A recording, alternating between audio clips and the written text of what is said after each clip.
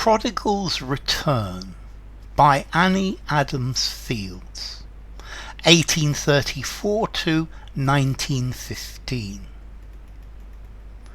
'Tis strange indeed. We wander, we forget, we lose ourselves in countless deeds that fret and trouble the sad hours. Then do we turn and silent sit like ashes in an urn beside the waters where in youth we strayed.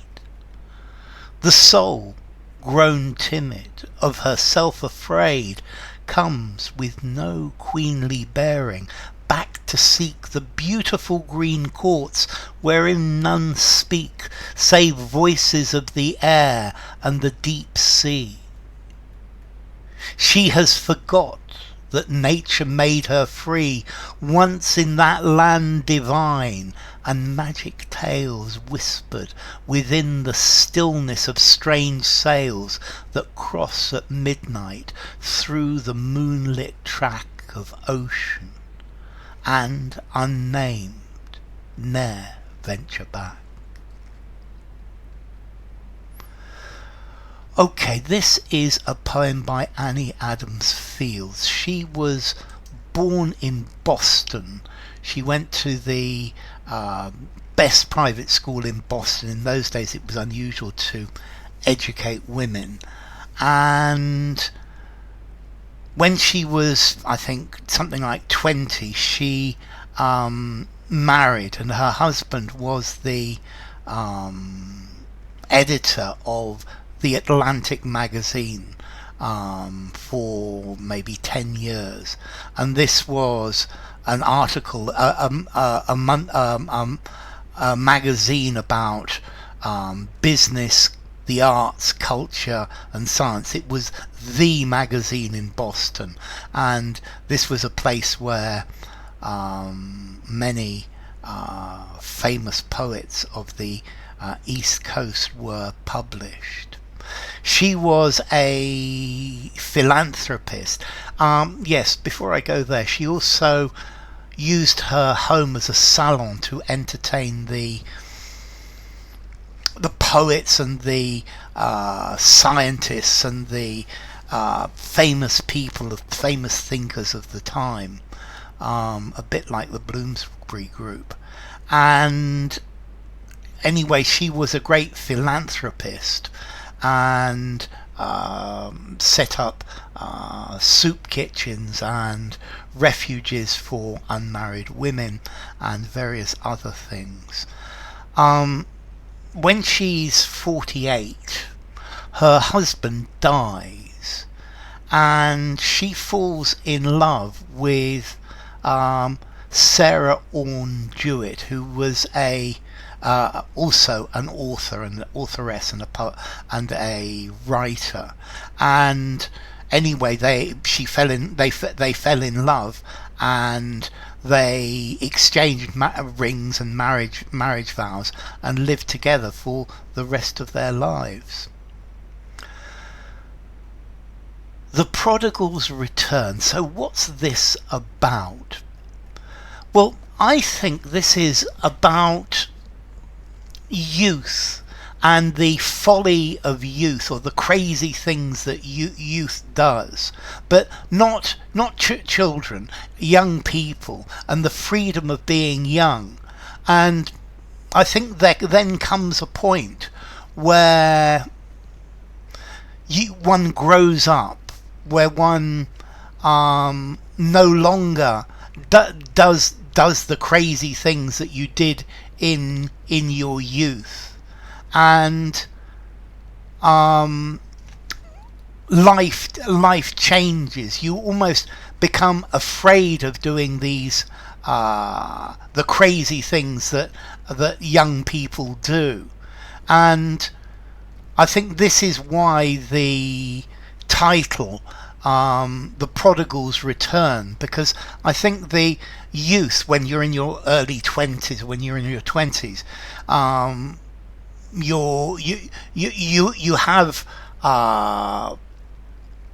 ideals, and you want to do things. You have a very perfectionist view of the world. You want to go on great adventures and do wonderful things and go to incredible places. But there comes a time when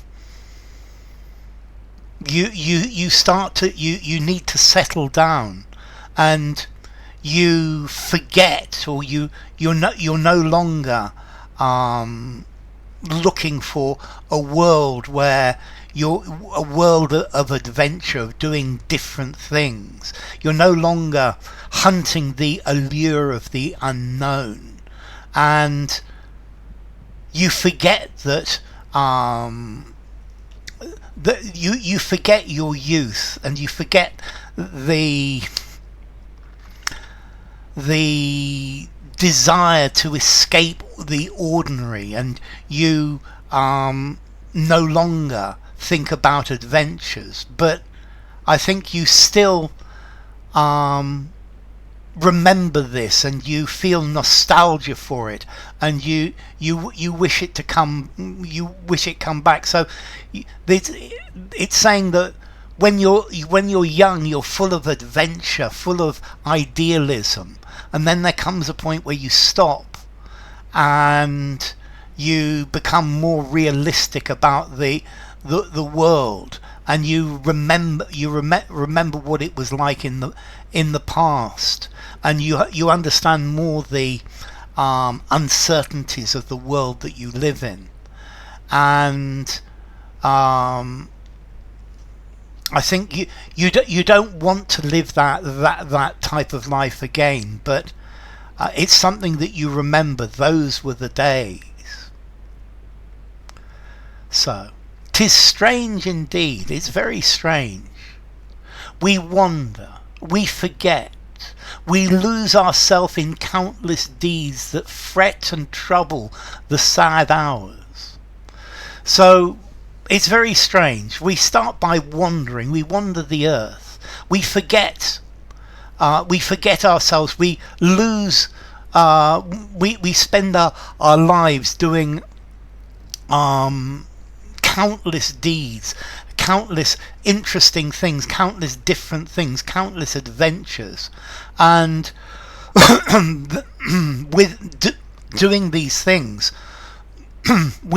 our lives go by. We fill our hours, and I think maybe that's to forget, or that's something that takes us away from the reality of the world.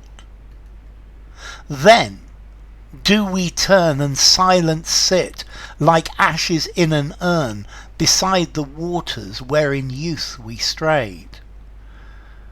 And then there comes a point where our desire for adventure, our desire for the unknown, our desire for different things, it's finished. It becomes like ashes in an urn. It becomes burnt out. That this youthful spirit disappears, and we remember the places of our youth. We go back to where we were in our youth, where we did, where we strayed, where we went on these adventures.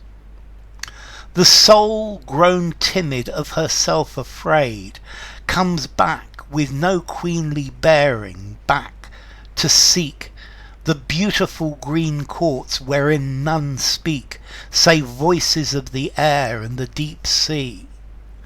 So the soul is now is afraid of itself. You're afraid of the things you could do, the places that you could go, and you know the soul becomes almost afraid of the unknown, and the soul goes back to the places of its youth, but this time not for adventures. You just want to see the beautiful places where you were, the beautiful green courts wherein none speak, save voices of the air and the deep sea. So you don't come back like an owner, not with queenly bearing. You'll just want to look at these beautiful places. So this is nostalgia for youth. This is nostalgia for the freedom of youth, where nobody and nothing will tell you what to do, that you are completely free. But as you get older, then you have more responsibilities. This is the soul.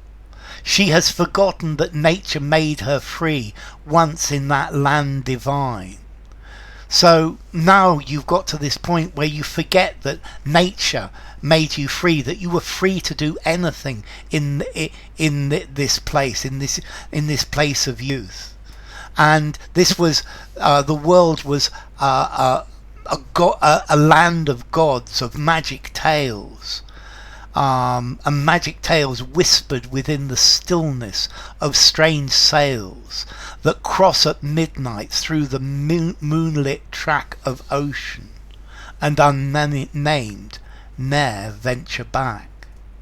So you forget that nature made you free, that nature gave you the opportunity, that being free is in your nature. But now that you are older, now you are more responsible, this freedom is now something different. And you forget about this place where you can go anywhere. You can take a strange sailing boat and sail through midnight to some forgotten or unknown land.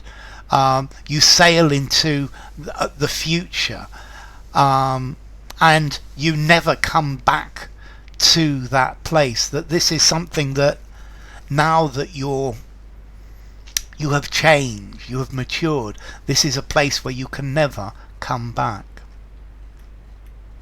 So, The Prodigal's Return by Annie Adams Fields.